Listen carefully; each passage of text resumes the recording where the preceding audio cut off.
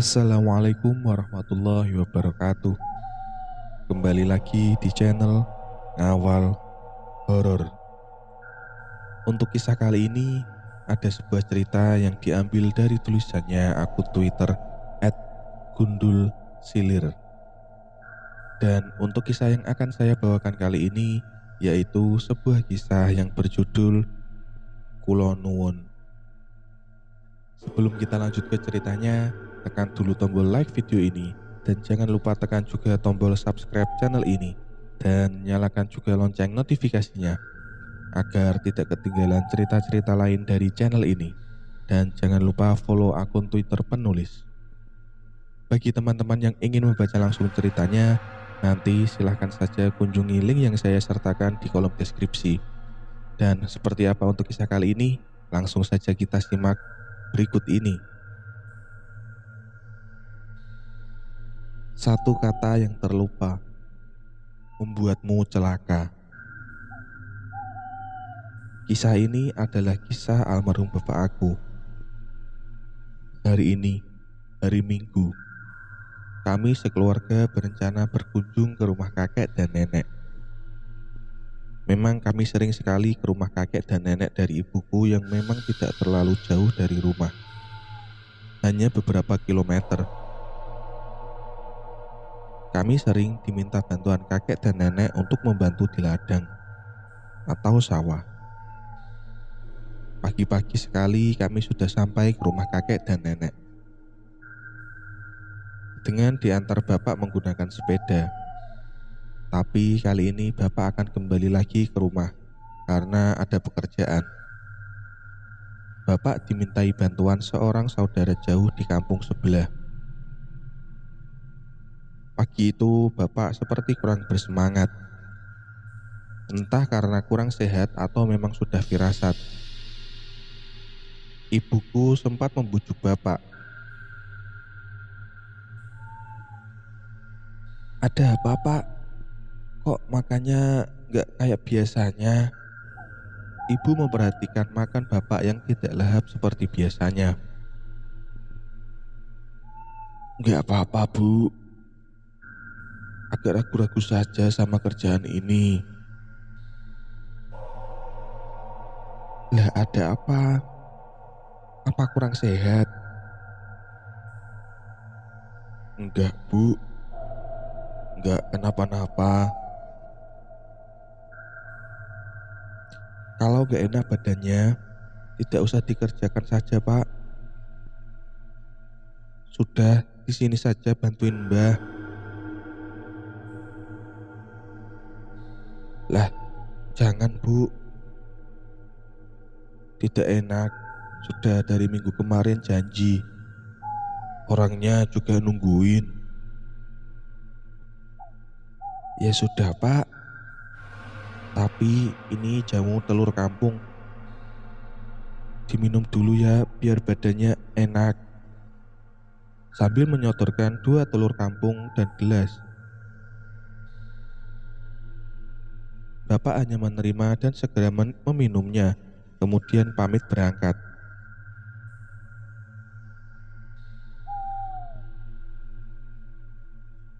Berangkat dulu ya bu.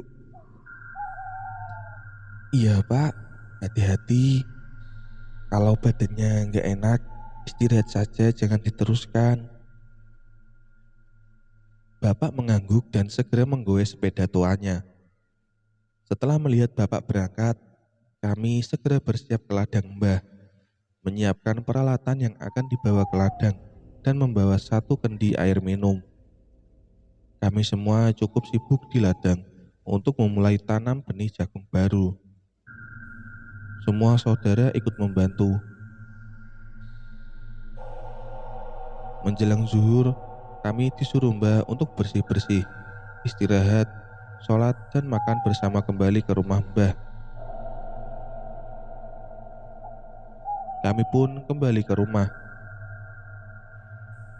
Setelah sholat dan makan, rencananya kami akan kembali melanjutkan pekerjaan di ladang. Kami semua istirahat sebentar di teras rumah mbah sambil berbincang banyak hal. Beberapa saudara menanyaiku kapan dilaksanakan ujian nasional untuk kelas 6 SD. Iya, waktu itu aku sudah kelas 6 SD. Sekitar sebulan lagi akan diadakan ujian nasional. Kedua kakakku pun sama, mereka sudah tingkat akhir akan ujian nasional SMK dan SMP. Setelah berbincang, kami bersiap kembali ke ladang. Saat itu sekitar pukul setengah 2 siang. Tiba-tiba ada seseorang datang ke rumah Mbah menggunakan sepeda motor. Dia bernama Mas Kimin, saudara jauh bapak. Seperti terburu-buru dan bertanya-tanya, "Di mana ibu?" Kami pun memanggilkan ibu yang sedang ada di dapur. Ibu keluar tergopoh-gopoh, seolah ibu tahu kabar apa yang dibawa Mas Kimin. Wajahnya tampak cemas dan khawatir sekali. "Ada apa, Min? Ada apa? Kok kesini?" "Itu Lek Lek Gi jatuh dari sumur." Mas Min biasa memanggil bapak ibuku dengan Bule dan Pak Lek. Ibu langsung duduk di bangku panjang yang ada di teras rumah Mbah. Air matanya mengalir deras. Aku dan kakakku pun sangat terkejut mendengar kabar ini. Segera bule-bule kami menenangkan ibu dan mengusap bahunya agar sedikit lega. "Ayo Lek, cepat disusul. Ayo bonceng pakai motorku." Ibu segera bangun, mengusap air matanya, mengambil sandal, dan menggandeng adikku untuk ikut bersamanya. Tanpa sepatah kata pun, ibu membonceng motor Mas Kimin menyusul bapak. Aku dan kedua kakakku yang masih syok ditinggal begitu saja di rumah Mbah. Bule-bule berusaha menenangkan kami dan mengajak kami terus berdoa agar bapak baik-baik saja. Walaupun kami masih tidak bisa membendung air mata. Sore hari, aku dan kedua kakakku diantar salah satu bule pulang ke rumah naik bis. Di depan rumah sudah ada Pak D dan beberapa tetangga yang menunggu kami pulang. Pak D berpesan pada kami, bapak dibawa ke kota di salah satu pengobatan sangkal putung ternama. Dan ibu akan menunggu bapak bersama adik kecilku di sana, kata Pak D. Mungkin bapak akan dirawat lama di sana. Kami hanya mengangguk tanda mengerti, walaupun kami tidak diberitahu kondisi bapak seperti apa. Untuk menjaga kami, nenek dari ayahku dimintai tolong untuk tinggal sementara di rumah. Walaupun akhirnya kami yang lebih menjaga dan merawat nenek daripada kami yang dijaga. Untung saja kami cukup mandiri, yang seringkali kami diasuh oleh bule, yang juga bolak-balik ikut menjaga bapak di tempat pengobatan, dan sering pulang melihat kondisi kami, karena memang saat itu ibu benar-benar tidak bisa meninggalkan bapak walaupun sebentar. Bule rela bolak-balik dari kota Semarang ke kota pengobatan ayahku menggunakan bis antar kota. Padahal dari kota kami ke kota tempat pengobatan bapak butuh waktu minimal 3 jam bila menggunakan kendaraan sendiri. Bagaimana dengan bus kota yang lebih sering berhenti? Saat itu aku sangat sedih karena saat akan ujian nasional tidak ditemani bapak dan ibu di rumah. Kakakku sering pulang sore karena mereka juga disibukkan dengan pelajaran tambahan untuk ujian nasional mereka.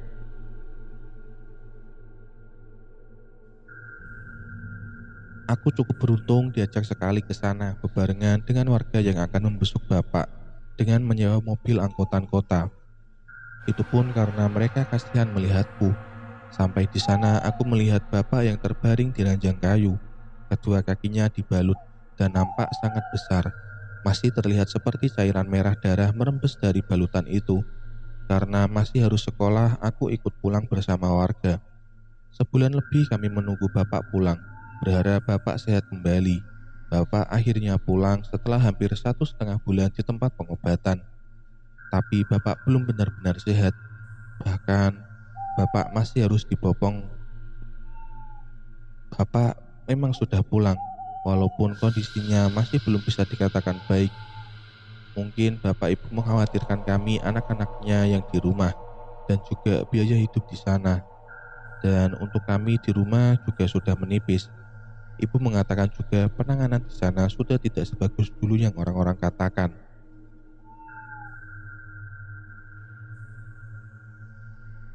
Karena sudah ganti penerus baru. Kata ibu, bapak di sana dibiarkan cukup lama. Kakinya hanya dibalut dan disangga papan.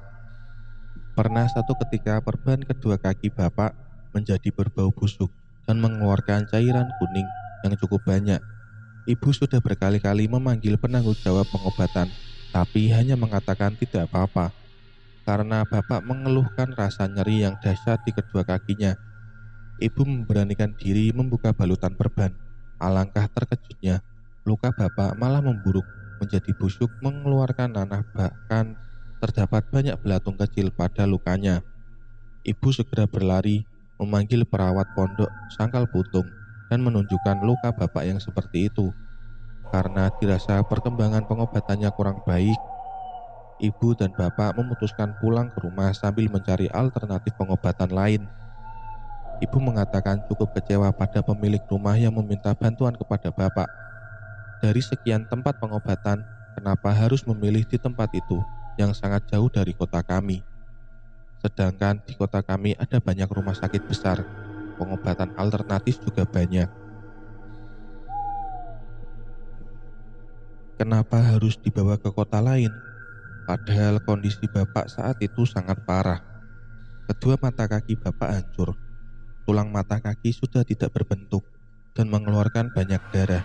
Dan pada saat diajak ke Sangkal Putung itu, luka kaki bapak yang remuk itu hanya dibalut kain, sehingga darah masih rembes kemana-mana. Yang lebih menyedihkan lagi, bapak dibawa ke kota itu menggunakan mobil bak terbuka dengan kondisi separah itu dan kesakitan. Padahal ke kota itu butuh waktu minimal 3 jam. Bayangkan bagaimana rasa sakitnya, kedua mata kaki hancur dan dibawa jauh tanpa penanganan. Tanpa penanganan medis yang cepat dan tepat, bukankah ke rumah sakit daerah hanya butuh waktu 10 menit? Kenapa aneh sekali dibawa ke kota lain yang begitu jauh? Kami sekeluarga merasakan kekecewaan ini tanpa bisa bicara banyak pada pemilik rumah. Setelah kembali ke rumah, bapak ibu mencari pengobatan lain ke rumah sakit daerah untuk mengobati luka yang parah dan memanggil tukang pijit khusus tulang bapak. Karena untuk operasi tulang bapak tidak ada biaya. Dari penuturan bapak ke ibu, bapak menjelaskan bagaimana bapak bisa terkena musibah ini. Seminggu sebelumnya bapak memang dimintai bantuan untuk menguras sumur, memperdalam dengan menggalinya lagi supaya mendapatkan mata air baru.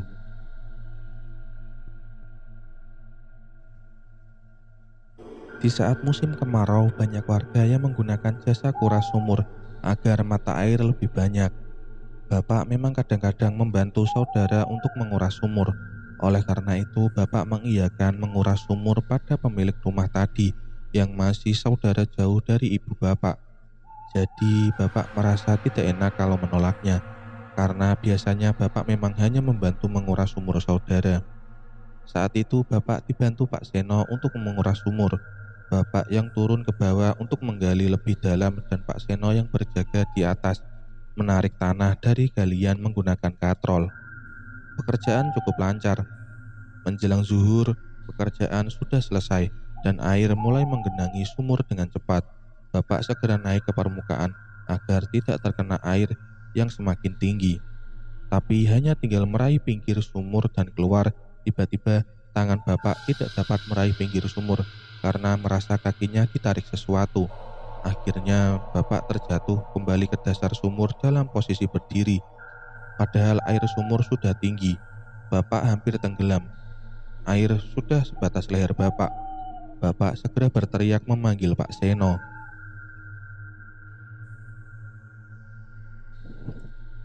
Pak Seno segera meminta bantuan pemilik rumah dan beberapa warga. Bapak dibantu naik ke atas menggunakan tali. Sampai di atas kaki bapak sudah mengeluarkan banyak darah. Mata kakinya hancur karena bapak jatuh dari sumur yang dalamnya kurang lebih 17-20 meter.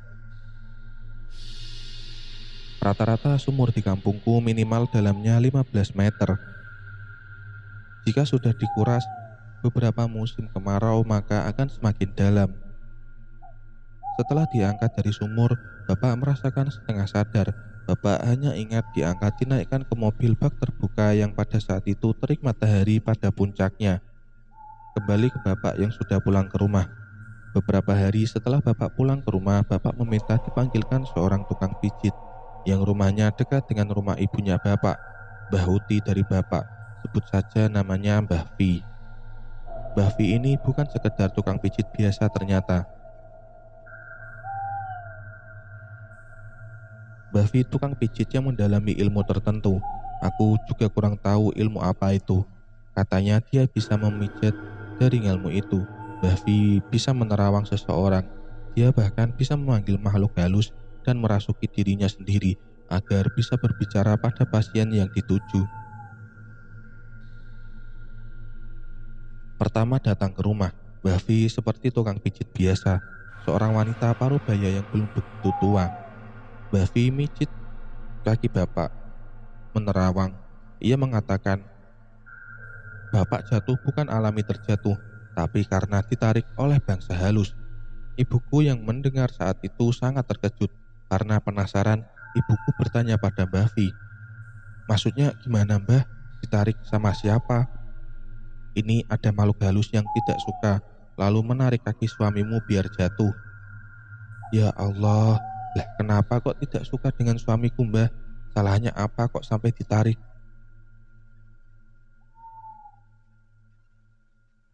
Apa mau bicara langsung sama makhluk halus ini? Aku panggilkan, biar bisa ngomong langsung.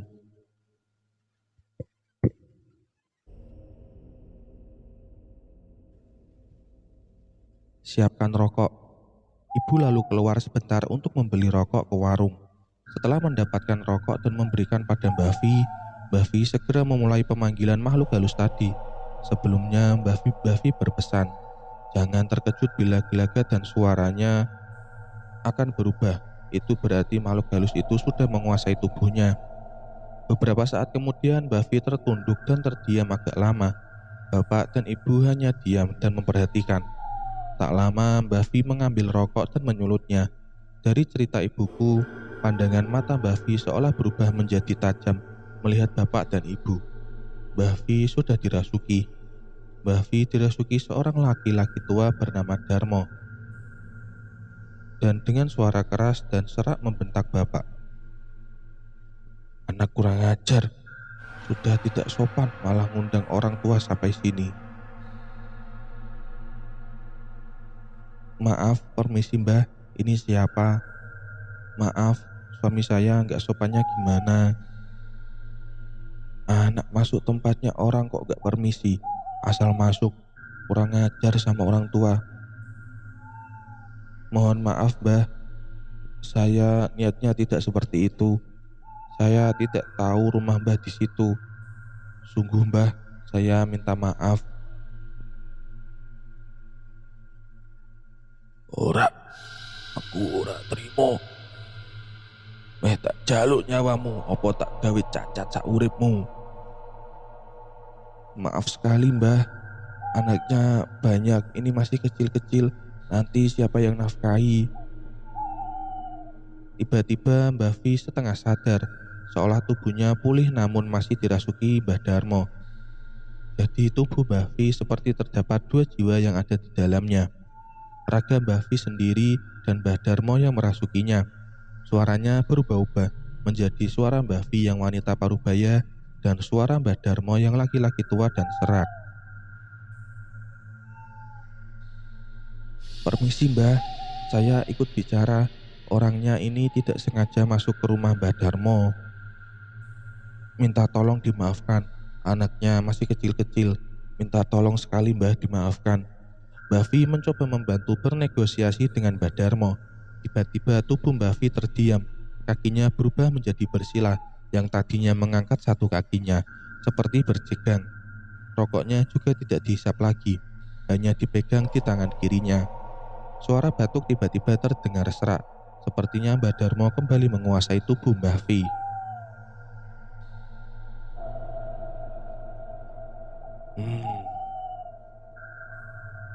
Aku tidak tahu kalau anakmu masih kecil-kecil.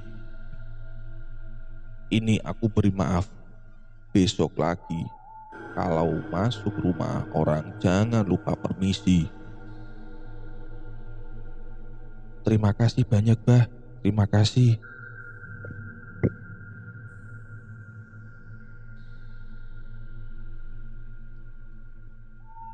Dirimu itu, nak, kalau masuk kemanapun permisilah. Kalau mau mengerjakan pekerjaan apapun berdoa, jangan asal saja. Iya, Mbah, maaf. Sebenarnya itu aku tidak ingin menarik kamu. Aku mau menarik temanmu yang ada di atas.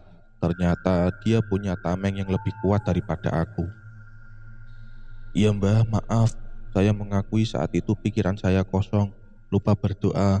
Biasanya saya selalu bismillah saat memulai apa saja. Ya sudah, nak. Sudah terlanjur begini. Aku juga tidak tahu. Besok aku bantu menyembuhkan kakimu pelan-pelan. Iya, Mbah. Terima kasih. Maaf, Mbah. Mbah kok bisa rumahnya di situ? Itu kan rumahnya orang di Sumuran.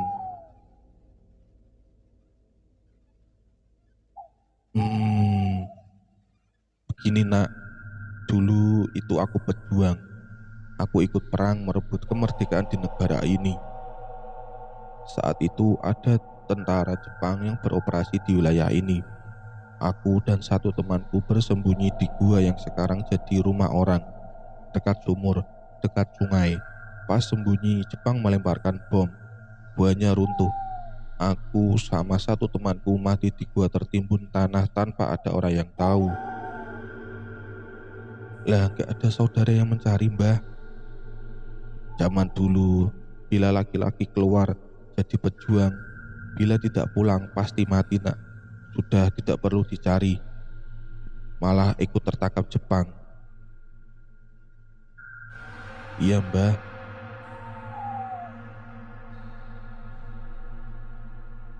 Ya sudah, nak. Aku pulang dulu. Kasihan tubuh orang ini kalau lama-lama. Besok setiap hari tak datang ke rumah ikut membantu menyembuhkan pelan-pelan kaki suamimu. Iya, Mbah, terima kasih banyak. Sesaat kemudian tubuh Mbah Vi terdiam kembali, kemudian tersadar, wajahnya agak pucat dan meminta air putih untuk minum. Mbah Vi kemudian bertanya kepada ibu dan bapak, bagaimana tadi setelah Mbah Vi membantu bernegosiasi, karena setelah itu Mbah Vi dikuasai penuh oleh Mbah Darmo. Maka ibu menceritakan semua kepada Mbah Vi. Mbah Vi mengangguk tanda mengerti dan mengatakan mungkin Mbah Darmo akan benar datang setiap hari. Mbah Vi juga akan membantu memijit bapak rutin 2 kali seminggu. Setelah itu hampir setiap hari menjelang atau setelah maghrib, di depan rumah pintu masuk sering tercium bau melati yang sangat tajam, terkadang juga berbau rokok siong. Dulu ibu sering mengatakan, Mbah Darmo teko memijeti bapakmu. Ayo kene do mlebu. Mbah Darmo datang mau memijeti bapak. Ayo sini pada masuk. Karena aku saat itu masih tidak paham apa yang dimaksud ibu. Aku malah melihat keluar dan mencari seseorang yang disebutkan ibu. Tapi aku tak mendapati siapapun di luar rumah yang datang. Hanya kadang mencium bau melati atau rokok tua. Setelah besar dan ibu bercerita tentang Mbah Darmo, aku baru paham kalau yang datang Mbah Darmo itu bukan seseorang tapi sosok hantu. Butuh berbulan-bulan bapak untuk sembuh. Berbulan-bulan bapak tidak dapat berjalan. Ketika lukanya sudah mengering, bapak belajar jalan dengan mengesot. Untuk merangkak bapak masih kesulitan karena lutut juga sakit. dalam waktu yang lama Bapak baru bisa belajar berjalan lagi menggunakan alat bantu yang dibuatkan Pak D. Sampai akhirnya Bapak bisa berjalan tanpa alat bantu, tapi jalannya menjadi pincangan dan diseret pelan karena kedua mata kaki Bapak hancur. Kakinya menjadi seperti besar dan tidak terlihat mempunyai mata kaki. Bila terlalu lama berdiri dan berjalan, kaki Bapak juga membengkak. Sampai akhir hayat Bapak tahun 2019 kemarin, kondisi kaki Bapak masih sama. Bapak, semoga diampuni semua dosamu, diterima amal ibadahmu. Amin. Aku akhiri cerita dari Bapak aku ini. Pesan saya, jangan lupa mengucapkan salam ketika akan masuk ke tempat apapun, walaupun dalam hati. Jangan lupa berdoa sebelum beraktivitas maupun sebelum melakukan perjalanan. Jangan percaya pada perkataan jin yang menyerupai apapun itu. Percayalah selalu pada Allah Subhanahu wa Ta'ala. Takdir semua di tangan Allah. Sekian cerita kali ini. Sampai jumpa lagi di lain kesempatan. Gimana nih menurut kalian teman-teman kisahnya? Serem gak? Nah, bagi teman-teman yang suka dengan cerita-cerita seperti ini, jangan lupa like videonya dan klik juga tombol subscribe channel ini agar kalian tidak ketinggalan cerita-cerita lainnya. Terima kasih karena telah mendengarkan cerita ini. Wassalamualaikum warahmatullahi wabarakatuh.